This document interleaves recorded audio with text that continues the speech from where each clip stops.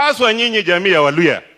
Jambo la kwanza, uwe Mluya kabla hujafikiria kitu ya kitaifa. Bamukata anga lakini wawarangira ingomba lyo muliranga.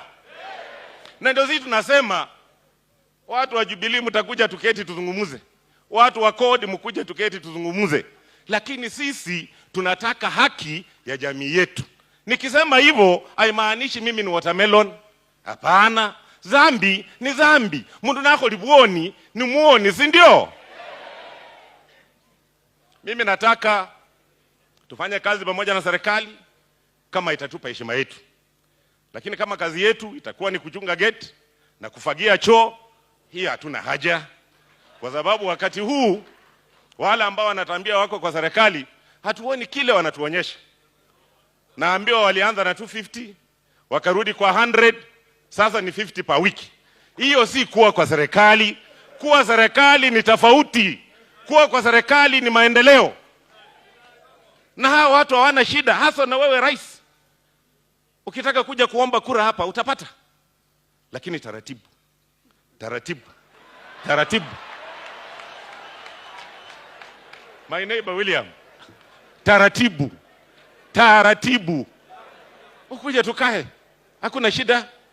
Lakini kama dili yako itakuwa mbaya na ya mwingine ikuwe nzuri, sisi tunatafutia watu wetu. Tutapatia watu wetu. Na hata sisi mnajua vile vile ni wanaume. Tunatafuta. Tukiona iko nafasi na iko mpenyo na tunaweza chukua, tutaenda tuchukue. Ya mwisho, unajua my brother Jirongo saa zingine anakasirika na mimi kwa sababu zamani nilikuwa mti yake ya mkono.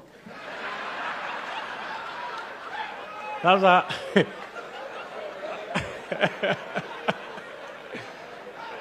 anakasirika na mimi sasa, anaona huyu ambaye alikuwa mti yangu ya mkono alipitia wapi hapa mpaka aka. Lakini unajua my friend, ni kujipanga. Na nilikwambia,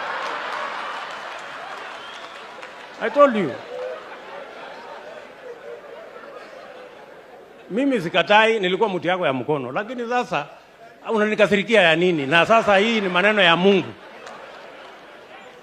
ama namna gani jameni? Nilikwambia hii siasa peleka namna hii polepole, usifanye sana namna ile, itaharibika. Unaona mimi nakaa nyuma ya Uhuru Kenyatta najipanga hapo polepole polepole polepole. I know what I'm doing my friend. Unafikiri nikilete fujo kwa huyu jamaa ata ala? My friend, tuendelee namna hiyo. Na tumesoma kutoka historia. Tumesoma kutoka historia. Hata Nyayo alikaa nyuma ya baba ya huyu jamaa akakuwa kitu. Huyu rafiki yangu mwingine alikuja akalete fujo hapo kwa Kibaki, sasa yeye hako msituni. Tujipange mzuri. Maneno itaendelea namna hiyo. Tumekubaliana.